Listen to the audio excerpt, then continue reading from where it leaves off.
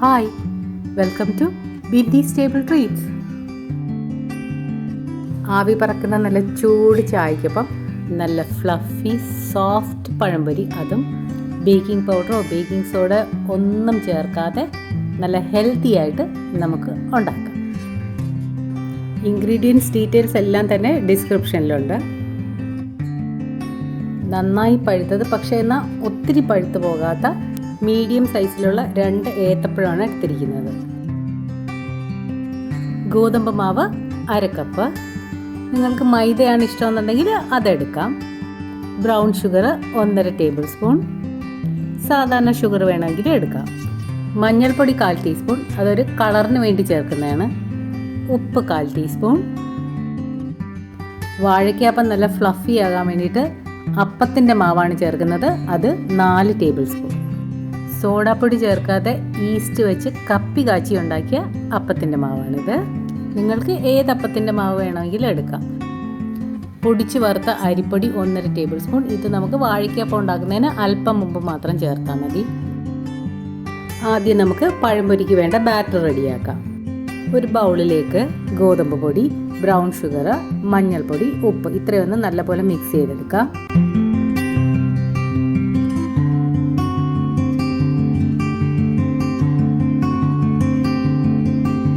ഇനി നമുക്ക് അതിലേക്ക് എടുത്തു വെച്ചിരിക്കുന്ന അപ്പത്തിൻ്റെ മാവ് ഒഴിച്ച് അതൊന്ന് മിക്സ് ചെയ്യാം.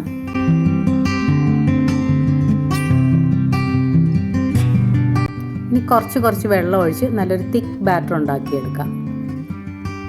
വെള്ളം കുറച്ചായിട്ട് ഒഴിച്ചാൽ മതി. എല്ലാം കൂടെ ഒരുമിച്ച് ഒഴിച്ച് കഴിഞ്ഞിട്ടുണ്ടെന്നുണ്ടെങ്കിൽ ചിലപ്പോൾ ലൂസായി പോവും. എനിക്ക് മൊത്തത്തിലൊരു 1/2 കപ്പ് വെള്ളമാണ് വേണ്ടി വന്നത്.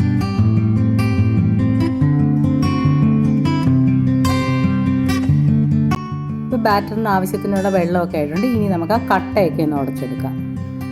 ഒരു വിസ്ക് യൂസ് ചെയ്യുകയാണെന്നുണ്ടെങ്കിൽ പെട്ടെന്ന് ആ കട്ടയൊക്കെ ഒന്ന് ഉടഞ്ഞു കിട്ടും. അതില്ല എന്നുണ്ടെങ്കിൽ ഒരു സ്പൂണോ അല്ലെങ്കിൽ ഒരു ഫോർക്കോ കൊണ്ട് നല്ലപോലെ ഒന്ന് ഉടച്ചെടുത്താൽ മതി. ഇപ്പോൾ ബാറ്റർ റെഡി ആയിട്ടുണ്ട്. ഒത്തിരി തിക്കും അല്ല ഒത്തിരി ലൂസും അല്ല, ആ പരുവത്തിന് വേണം എടുക്കാൻ. ഇനി ഇത് 2 മണിക്കൂർ നേരം അടച്ചു വയ്ക്കാം. അപ്പത്തിൻ്റെ മാവിന് പകരം ദോശമാവ് യൂസ് ചെയ്യാം, പക്ഷേ അതൊരു 5 മണിക്കൂറെങ്കിലും വെച്ചേക്കണം. ഇപ്പോൾ 2 മണിക്കൂർ കഴിഞ്ഞു. നമുക്ക് മാവ് എന്തായെന്നൊന്ന് നോക്കാം. ഇപ്പം നല്ല കളറൊക്കെ നല്ല ബ്രൈറ്റായിട്ട് വന്നിട്ടുണ്ട്. അതുപോലെ മാവ് നല്ല സോഫ്റ്റായി. ഇനി നമുക്ക് ഇതിനകത്തേക്ക് അരിപ്പൊടി ചേർത്തിട്ട് നല്ല പോലെ ഒന്ന് മിക്സ് ചെയ്ത് കൊടുക്കാം. മാവെല്ലാം നല്ല മിക്സായി വന്നിട്ടുണ്ട്. ഇതുപോലെ നല്ലൊരു തിക്ക് കൺസിസ്റ്റൻസിയിലാണ് വരേണ്ടത്. പഴംപൊരിക്കുള്ള മാവ് റെഡിയായി. ഇനി നമുക്ക് ഏത്തപ്പഴം റെഡിയാക്കിയെടുക്കാം. പഴം ഒരേ ലെങ്ത്തിൽ കിട്ടാൻ വേണ്ടിയിട്ട് ഞാൻ ഇതുപോലെ ചരിച്ചാണ് അരിയുന്നത്. ഒത്തിരി കട്ടി കൂടാനും പാടില്ല, ഒത്തിരി കട്ടി കുറയാനും പാടില്ല. പിന്നെ നിങ്ങൾക്ക് ഇഷ്ടമുള്ള രീതിയിൽ നിങ്ങൾക്ക് അരിഞ്ഞെടുക്കാം. ഈ ഒരു സൈസിലാണ് ഞാൻ അരിയുന്നത്. അടുത്ത പഴവും കൂടെ അതുപോലെ അരിഞ്ഞെടുക്കാം. പഴമെല്ലാം റെഡി ആയിട്ടുണ്ട്. ബാറ്ററും റെഡി. ഇനി നമുക്ക് പഴംപൊരി ഉണ്ടാക്കാം. നല്ല ചൂടായ എണ്ണയിലേക്ക് ബാറ്ററിൽ മുക്കിയ ഓരോ പീസ് പഴമായിട്ട് ഇട്ട് കൊടുക്കാം. പഴംപൊരി ഒന്ന് ചെറുതായിട്ട് എണ്ണയിൽ നിന്ന് പൊങ്ങി വന്ന് തുടങ്ങുമ്പോൾ മാത്രം അടുത്ത പീസ് ഇട്ട് കൊടുത്താൽ മതി. അത് തമ്മിൽ ഒട്ടാതിരിക്കാനാണ് അങ്ങനെ ചെയ്യുന്നത്. ആദ്യം ഇട്ടത് ചെറുതായിട്ടൊന്ന് പൊങ്ങി വന്നിട്ടുണ്ട്. അപ്പം നമുക്ക് അടുത്ത പീസ് ഇടാം. അതുപോലെ അതും ഒന്ന് ചെറുതായി പൊങ്ങി വരുമ്പം അടുത്ത പീസ് ഇട്ട് കൊടുക്കാം. അടുത്തതും ചെറുതായി പൊങ്ങി വരുന്നുണ്ട്. ഈ സമയം നമ്മൾ അടുത്തത് ഇട്ട് കൊടുക്കുമ്പോൾ അതങ്ങ് അടിയിലേക്ക് പോവും. ഇത് തമ്മിൽ ഒട്ടത്തുമില്ല. നമ്മുടെ ഓരോ പഴംപൊരിയും കാണാനും നല്ല ഭംഗിയായിരിക്കും.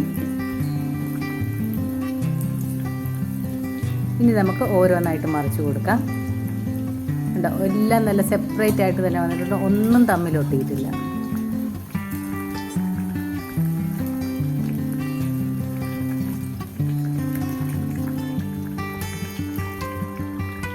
ഇനി ഇത് ഇടയ്ക്കിടയ്ക്കൊന്ന് മറിച്ചിട്ട് കൊടുത്ത് നല്ലപോലെ ഫ്രൈ ചെയ്തെടുക്കാം.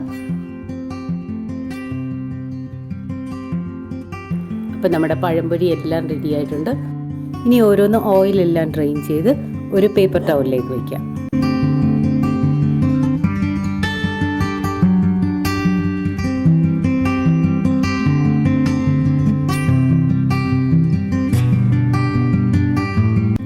ഇനി ആ ടിഷ്യൂ പേപ്പർ ഒന്ന് കവർ ചെയ്ത് അതിൻ്റെ പുറത്തുള്ള എണ്ണയും പോകത്തക്ക വിധത്തിൽ ഒന്ന് പ്രസ് ചെയ്ത് കൊടുക്കാം. ബാക്കിയുള്ള പഴംപൊരി നമുക്ക് അതുപോലെ തന്നെ ഫ്രൈ ചെയ്തെടുക്കാം. അതൊന്ന് പൊങ്ങി വരുമ്പോൾ അടുത്തത് അങ്ങനെ തന്നെ ഇട്ട് കൊടുക്കണം.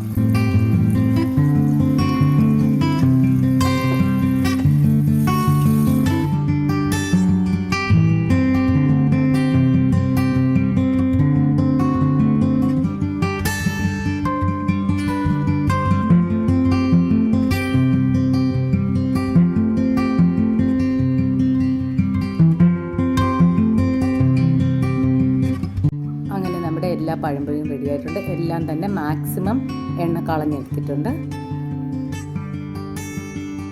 നിങ്ങൾക്ക് എല്ലാവർക്കും ഈ ഹെൽത്തി ഫ്ലഫി ടേസ്റ്റി പഴംപൊരി ഇഷ്ടപ്പെട്ടെന്ന് വിചാരിക്കുന്നു. നിങ്ങളെല്ലാവരും ഇത് ട്രൈ ചെയ്ത് നോക്കണം. സെയിം റെസിപ്പി തന്നെ മൈദയിലുണ്ടാക്കിയ പഴംപൊരിയാണിത്. ഇത് കുറച്ചുകൂടെ കാണാൻ ഭംഗിയായിരിക്കും, പിന്നെ കുറച്ചുകൂടെ സോഫ്റ്റ് ആയിരിക്കും മൈദ ആയതുകൊണ്ട്. മാവ് ബാക്കി വന്നാൽ കളയണ്ട, ഒരല്പം നേരം കൂടെ വെച്ച് കഴിഞ്ഞാൽ നല്ല അപ്പം ഉണ്ടാക്കാം. വീണ്ടും ഒരു നല്ല റെസിപ്പി ആയിട്ട് വരാം. Till then bye.